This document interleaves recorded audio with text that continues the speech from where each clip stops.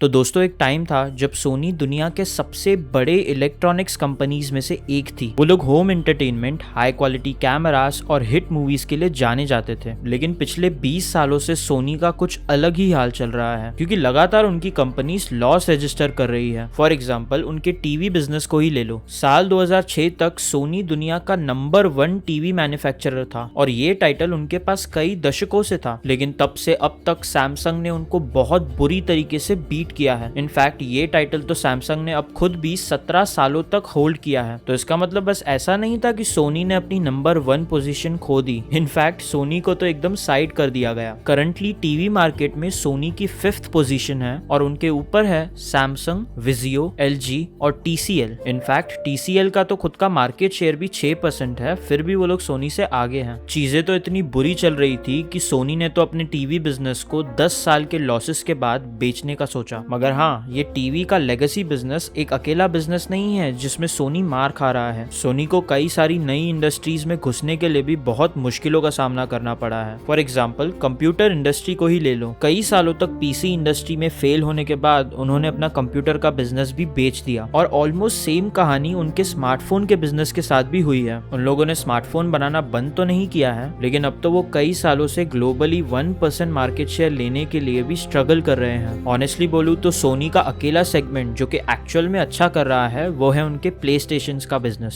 बाकी सारे सेगमेंट्स में या तो वो वैसे के वैसे ही हैं या तो वो मार्केट शेयर खो रहे हैं। ये सब कुछ सुनने के बाद आई डोंट थिंक ये बात सरप्राइजिंग लगेगी कि जब सोनी की हालत बहुत बुरी थी तब उनको tens of billions of dollars का लॉस हुआ था। लेकिन ये सब कुछ होने के बावजूद कैसे तो करके सोनी इस सिचुएशन को बदल रहा है। कई सालों तक लॉसेस झेलने के बाद सोनी अब 6 साल से लगातार प्रॉफिट कमा रहा है और उनका शेयर मार्केट में प्राइस भी यही कहानी बताता है। ईयर 2000 में उनके शेयर प्राइस के पीक के बाद अगले 12 साल तक उनका शेयर 90% तक गिर गया। लेकिन तब से लेकर अब तक उन लोगों ने ज्यादातर लॉसेस को रिकवर कर लिया है। लेकिन आखिर सोनी इतना प्रॉफिटेबल हो कैसे पाया? वो लोग तो हर सेगमेंट में फेल हो रहे थे, राइट? वेल, इसकी सच्चाई एक्चुअल में काफी अलग है और इंटरेस्टिंग भी। तो इसीलिए वीडियो को एंड तक जरूर देखना। सोनी के फेलियर के पीछे काफी सारी चीजों का हाथ है, लेकिन एक चीज जो कि सबसे इम्पोर्टेंट फैक्टर्स में से एक है वो ये है कि लगातार नई टेक्नोलॉजी को यूज ना करना। फॉर एग्जाम्पल आइए 23 अक्टूबर 2001 पर नजर डालते हैं। .com बबल बर्स्ट के ठीक बाद ज्यादातर टेक कंपनीज अपने .com लॉसेस से परेशान थी और वो फंडिंग लेने में या फिर अपने एम्प्लॉइज का मोरल हाई रखने में भी बहुत स्ट्रगल कर रहे थे। लेकिन ये सब चीजों में एक बहुत नोटेबल एक्सेप्शन था और उस कंपनी का नाम था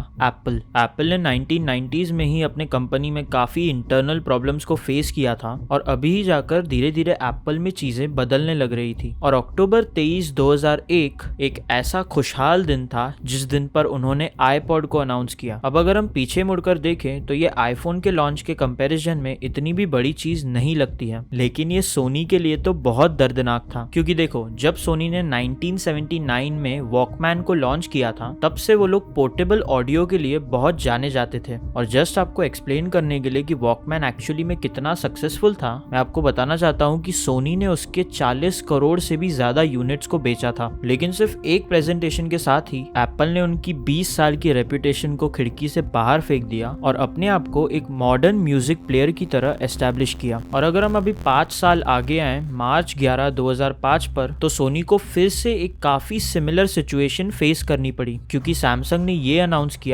कि वो दुनिया की सबसे बड़ी एलसीडी टीवी को लॉन्च कर रहे हैं जो कि 82 इंचेस की है। अब ऑफ कोर्स ये टीवी एक नॉर्मल पर्सन के औकात के एकदम बाहर थी, लेकिन उससे उनका लेना देना बिल्कुल भी नहीं था। ये टीवी बहुत सारे प्रोडक्ट्स बेचने के लिए या फिर टेक्नोलॉजी को आगे बढ़ाने के लिए नहीं बनाया गया था। इस टीवी को बनाने का मकसद ये था कि लोगों को लगे कि सैमसंग टेक्नोलॉजी को आगे बढ़ा रहा है। इसने एक एसोसिएशन डेवलप कर दी सैमसंग और इनोवेशन के बीच में, और ये तो सैमसंग के काफी स्टंट्स में से सिर्फ पहला था। उसके बाद उन्होंने लाए 3D TVs, curved TVs, OLED, QLED, mini LED, nano LED और बेसिकली कुछ भी जिसके पीछे वो लोग बस LED लगा पाए। एंड टू बी ऑनेस्ट, ज्यादातर लोगों को कोई भी आइडिया नहीं है कि इन टर्म्स का एक्चुअल में मतलब क्या है, लेकिन वो मैटर नहीं करता है। मैटर करने वाली चीज वो है कि ये सब फैंसी टर्म्स को लोग सैमसंग और LG के साथ जोड़ते हैं और ना कि सोनी के साथ। और ये कोई कोइंसिडेंस नहीं है, इनफैक्ट ये पूरा प्लान किया गया है, क्योंकि बेसिकली सेम चीज डिजिटल कैमरा के स्पेस में भी हो चुकी है। ईयर 2000s तक कोडैक को कोई भी हरा नहीं सकता था और उनके पास अमेरिका का 80% मार्केट शेयर था और पूरी दुनिया का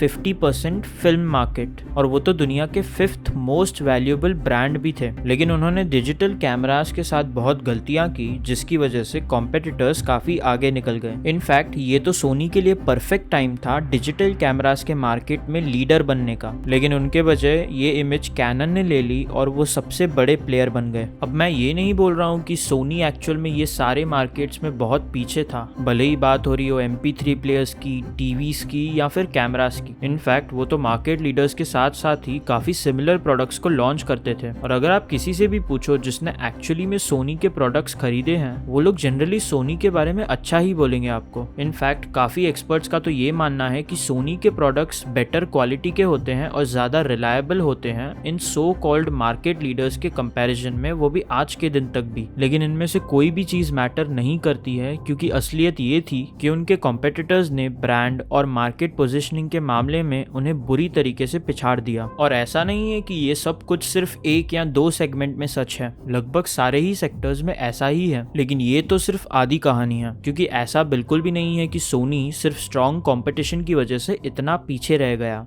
रियलिटी तो ये है कि सोनी के फेलियर का रीजन उनकी खुद की ही गलतियां हैं। 2000s के स्टार्टिंग तक आते आते सोनी की कंपनी काफी फैल चुकी थी। 1980s और 1990s में बहुत अच्छा करने के बाद उन लोगों ने अभी लगभग सारी ही इंडस्ट्री में एक्सपांड कर दिया था। सोनी के पास अपना बैंक भी था, एक इंश्योरेंस डिवीजन था, वो लोग एनिमे भी बना रहे थे और साथ ही साथ जेम्स बॉन्ड की मूवीज भी बना रहे थे, यानी कि एक्चुअली में भी हर जगह पर फैल चुके थे। सोनी एक्चुअली में सक्सेसफुल ही इसीलिए था क्योंकि वो लोग काफी रिलायबल और अफोर्डेबल कंज्यूमर इलेक्ट्रॉनिक्स को प्रोड्यूस करते थे। मगर क्योंकि वो हर सेक्टर में एक्सपांड करने लगे, तो उसकी वजह से ना कि वो लोग अपनी खुद की आइडेंटिटी खोने लगे, लेकिन ऊपर से उनका ज्यादातर टाइम तो वो बिजनेसेस को मैनेज करने में जाता था और ना कि उसे इम्प्रूव करने में। और ये काफी कॉमन एक फैली हुई कंपनी की कहानी है, क्योंकि उनके पास 2 लाख से भी ज्यादा एम्प्लॉइज थे। लेकिन ज्यादातर सोनी का रास्ता खोने का मेन रीजन था उनकी एग्जीक्यूटिव टीम। पता नहीं किस रीजन की वजह से जब एक कंपनी बहुत बड़ी हो जाती है तो वो लोग किसी बाहर वाले इंसान को एक CEO बना देते हैं, और ना कि वो इंसान जो कि इस कंपनी में काफी सालों से काम करता है और इसे अच्छे से जानता है। इंटेल ये कर चुकी है, GE ये कर चुकी है, नोकिया ने भी ये किया है और सोनी ने भी ये ही किया। लेट 1990s में सोनी ने एक हार्वर्ड स्ट्रिंगर नाम के एक मीडिया एग्जीक्यूटिव को अपने US ऑपरेशंस का प्रेसिडेंट बना दिया। मेरी हार्वर्ड से कोई दुश्मनी तो नहीं है, लेकिन टू बी सीरियस इस इंसान का कोई भी इंजीनियरिंग बैकग्राउंड नहीं था और उसे एक इलेक्ट्रॉनिक्स कंपनी चलाने का कोई भी एक्सपीरियंस नहीं था, और उसे तो उस चीज की भी आइडिया बहुत कम थी कि सोनी एक्चुअली में सक्सेसफुल बनी क्यों थी। लेकिन पता नहीं किस रीजन की वजह से सोनी ने हार्वर्ड को 2005 में CEO और चेयरमैन बना दिया। और हाँ, ये भी नोट करने वाली बात है कि उन्हें तो जापानीज भी बोलने नहीं आती थी। ऑफ कोर्स आप सोचोगे कि एक जापानीज कंपनी के लिए जिसके मेजॉरिटी एम्प्लॉइज जापानीज ही हैं, कि ये चीज उस कंपनी के CEO के लिए काफी इंपॉर्टेंट होनी चाहिए। एक नॉर्मल एम्प्लॉय के साथ कम्युनिकेट करना तो भूल ही जाओ, लेकिन हार्वर्ड अपनी खुद की ही एग्जीक्यूटिव टीम के साथ कैसे कम्युनिकेट करते जब वो सब लोग भी ऑलमोस्ट सारे ही जापानीज हैं। अब मैं श्योर हूँ कि वो लोग इंग्लिश में कम्युनिकेट कर लेते होंगे, लेकिन आई थिंक आप लोग ये अच्छे से समझ पा रहे होंगे कि ये सेटअप खास क्यों नहीं है। और हाँ, ऑफ कोर्स ये सरप्राइजिंग चीज नहीं है कि उनके टेन्योर में सोनी का शेयर 75% से भी ज्यादा गिर चुका था। ज्यादा करके तो जो अकेली नोटेबल चीज जो कि हार्वर्ड ने अपने टेन्योर में की है वो है कि स्पॉटिफाई में इन्वेस्ट करना, जिसकी वजह से सोनी ने लगभग $1 बिलियन कमाए। लेकिन इसके अलावा हार्वर्ड मोस्टली एक फेलियर ही थे। अब हाँ, भले ही हार्वर्ड ने सोनी के लिए चीजें अच्छी नहीं बनाई, लेकिन उसमें उनकी गलती नहीं थी कि सोनी की ओरिजिनल सीक्रेट सॉस इतना अच्छे से नहीं काम कर पाई। जैसा कि मैंने मेंशन किया था कि सोनी ने अपनी पूरी कंपनी और ब्रांड ही इस आइडिया पर बनाई थी कि वो लोग बढ़िया और रिलायबल प्रोडक्ट्स बनाते हैं और कंज्यूमर्स को भी 1980s और 90s में ये ही चाहिए था। लेकिन अगर हम 2000s में आए तो अब कंज्यूमर्स को ग्रेट प्रोडक्ट्स नहीं लेकिन ग्रेट एक्सपीरियंसेस चाहिए थे। अब ये एक छोटा डिफरेंस लगता है, लेकिन एक्चुअली में ऐसा नहीं है। लोगों को प्रोडक्ट की काबिलियत और उसके प्राइस से कम फर्क पड़ने लगा और उन्हें ज्यादा फर्क इस चीज से पड़ने लगा कि ये प्रोडक्ट उन्हें कैसा फील कराता है और उनके लाइफ में कैसा फिट बैठता है। और एप्पल ने एग्जैक्टली इसी पर कैपिटलाइज करके अपनी सक्सेस देखी। तो इसका मतलब भले ही सोनी अपने ओरिजिनल बुनियाद के साथ जुड़े रहती और दूसरे बिजनेसेस से डिस्ट्रैक्ट नहीं नहीं होती और भले ही उनके पास एक अमेरिकन सीईओ नहीं होता, तभी भी उनके लिए चीजें इतना अच्छे से नहीं जाती। आखिर उन लोगों ने स्मार्टफोन इंडस्ट्री के साथ भी यही चीज करने की कोशिश की और वो क्लियरली काम नहीं की। लेकिन अगर सच बोला जाए तो सारी गलती सोनी की नहीं है। सोनी डेफिनेटली टेक्नोलॉजी का ना यूज होने का शिकार बना है। ज्यादातर चीजें जिनके लिए सोनी माना जाता था, वो चीजें आज लोगों ने खरीदना ही बंद कर दी है। फॉर एग्जाम्पल कैमरास को ही ले लो। पुराने जमाने में सबके घर में एक होम कैमरा जरूर हुआ करती थी, लेकिन स्मार्टफोन्स के आने के बाद एक डेडिकेटेड कैमरा को खरीदने का कोई रीजन ही नहीं है,